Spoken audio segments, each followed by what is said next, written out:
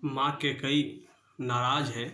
उस समय राजा दशरथ जब आते हैं तो उनसे माँ बोलती है कि अभी भरत जो है सो अपने नानी के घर गए हुए हैं, वैसे स्थिति में श्री राम का आप राज्याभिषेक क्यों कर रहे हैं।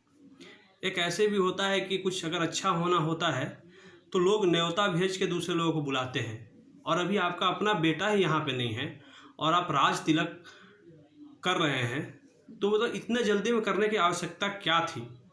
देखिए उनसे क्या क्या सवाल पूछते हैं, 2-3 सवाल पूछते हैं, वो मैं अपने कविता के माध्यम से आपको बताऊंगा कि क्या बोलती हैं माँ कैकेयी। बोलते हैं कि एक बेटे को दूर भेज के दूसरे को राजा बना रहे हैं, हे रघुवंशी रघुकुल के आप कौन से धर्म निभा रहे हैं। बोलते हैं कि क्या ये रघुकुल का कोई नियम है, क्या कोई ये धर्म है कि किसी एक बेटे को भेजने के बाद ही दूसरे को राजगद्दी दिया जाए। तो ये पूछते हैं कि एक बेटे को दूर भेज के दूसरे को राजा बना रहे हैं, हे रघुवंशी रघुकुल के आप कौन से धर्म निभा रहे हैं। कि अगर होता मन में कुछ भी ना तो पहले भरत बुलवाते, उनके समक्ष फिर ऋषियों से राज तिलक का दिन धरवाते।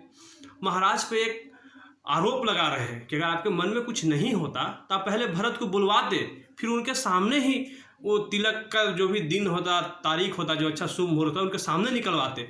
उनके अनुपस्थिति में ऐसा क्यों। बोलते हैं कि अगर होता मन में कुछ भी ना तो पहले भरत बुलवाते, उनके समक्ष ही ऋषियों से राज तिलक का दिन धरवाते। कि क्या कारण है स्वामी ये सब आप हमसे छुपा रहे हैं, हे रघुवंशी रघुकुल के आप कौन से धर्म निभा रहे हैं। फिर बोलते हैं कि अगर मंथरा हमसे नहीं कहती तो स्वामी आप हमें बताइए कि आप हमको ये बताते, अगर हमको इन मंथरा से नहीं पता चलता तो आप हमको कब बताते। कल तो राज तिलक होने वाला था, फिर आप भरत को कब बुलाते। देखिए क्या बोलती है कि अगर मंथरा ना कहती तो क्या आप मुझे बतलाते, अगर मंथरा ना कहती तो क्या आप मुझे बतलाते। कल ही तो राज तिलक है, फिर आप भरत को कब बुलवाते। क्यों भरत के बिना ही स्वामी आप राम को राजा बना रहे हैं, हे रघुवंशी रघुकुल के आप कौन से धर्म निभा रहे हैं।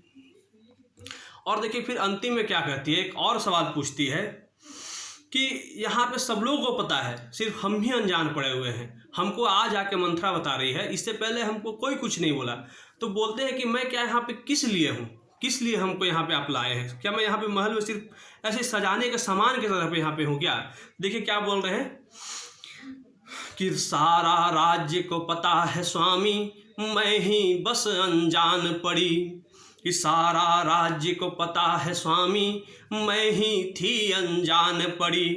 कि क्या इस राजमहल में मैं बस सजाने की सामान पड़ी।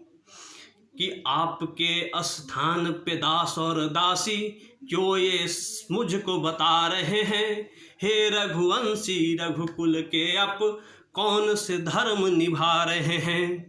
फिर यही सब के बाद जो है सो पूछते हैं फिर राजा दशरथ कि आपको क्या चाहिए। फिर उस समय वो जो रामचरितमानस का जो चौपाई है मैं वो आपको सुनाऊंगा, जो लिखे हुए हैं तुलसीदास जी। वो फिर माँ बोलती हैं ये 2 वरदान जो है वो सब तो आपको मालूम है। 2 वरदान जो मांगती है, बोलती है कि सुना हूँ प्राण प्रिय भावत जी का, एक बार दीवाहूँ भरत ही टीका, दूसर बर मांगे कर जोरी। पहला वर मांगती है भरत जी का टीका, मतलब भरत जी को राजगद्दी दीजिए। फिर दूसरा जब वर मांगने लगती है, दूसरा वरदान, तो हाथ जोड़ लेती है कि दूसर वर मांगे कर जोरी, पुरावहु नाथ मनोरथ मोरी। हमारा मनोरथ पूरा कीजिए। मनोरथ क्या है कि तापस भेष विशेष उदासी 14 बरस राम बनवासी। कि तापस भेष, तपस्वी का भेष, और विशेष उदासी, और उसके बाद क्या बोलते हैं, 14 बरस राम बनवासी, 14 बरस के लिए राम जी को वनवास दे दीजिए। यही 2 वरदान मांगती है। तो एक बार इसको लाइक कीजिए, अगर अच्छा लगे तो शेयर कीजिए और हमारे चैनल को सब्सक्राइब कीजिए। धन्यवाद।